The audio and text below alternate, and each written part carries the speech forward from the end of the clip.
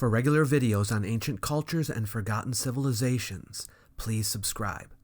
Some might assume that I have a bias against oral tradition as a form of historical testimony. I want to assure such people that I believe that oral tradition has a place in the historical process. There are, in fact, historians that deal exclusively with oral traditions.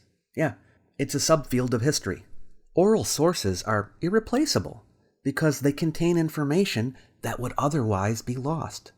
They are sources that come from the inside, so to speak, because they provide intimate accounts from the descendants of the people who experienced them.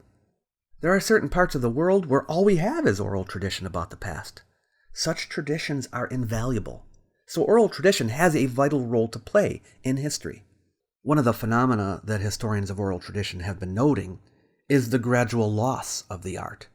Sadly, the storytellers of today no longer seem to be able to render from memory complete versions of some of the longer epic chronicles, as they had in times past. This is a sign that this art is on the path to extinction. A lot of this has to do with trends in the development of society and more modern methods of communication. How does oral tradition work?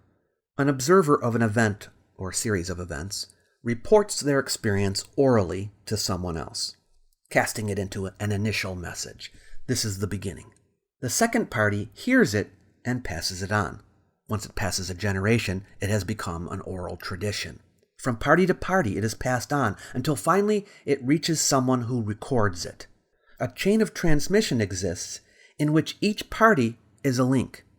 Each party is the creator of a historical document, an oral one. Now, a historian rightly considers each link as evidence, though the only one they have access to is the final one. This evidence may be second, third, or nth remove, but it still is evidence, as long as it is somehow linked to the original message. And that is the most important point.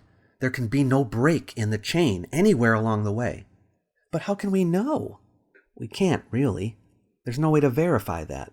However, a tradition passed through multiple channels of communication is better than one passed through a single channel of communication because the information will have greater built-in redundancy. Just because an oral story is said to be set thousands of years ago, that doesn't mean the story is true or that it is thousands of years old.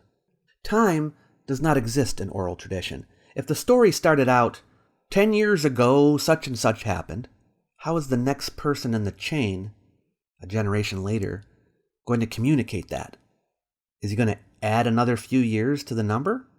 Is each person in the chain expected to keep revising the math? No, and for this reason, stories in oral tradition don't provide a chronology. There is no way a historian of oral tradition can date a story in any direct way. They can establish a sequence of events from oral tradition, since oral tradition does use words like before and after. For example, an event might be dated before or after a calamity of some kind.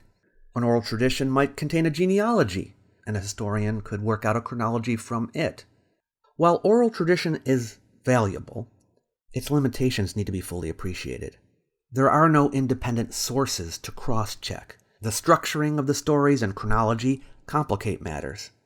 That is why reconstructions of history based on oral tradition tend to be less detailed than people would like. It has a lesser order of reliability and takes longer to achieve results. Written sources survive unaltered through time. If someone finds an inscription, it is direct testimony from the time it was written.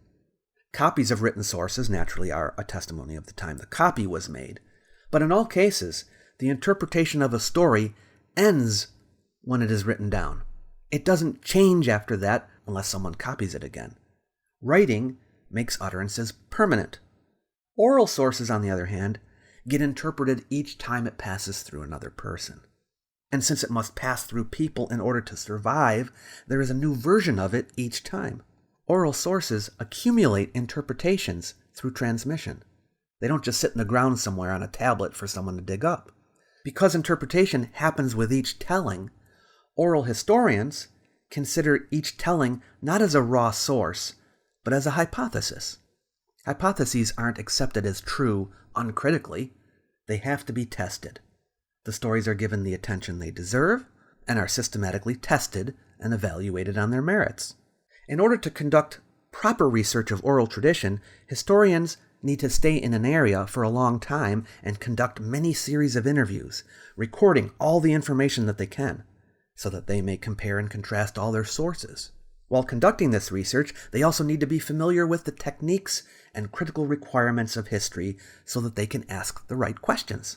All those who are working on related traditions need to share their research so that everyone can benefit from it and incorporate it into their research.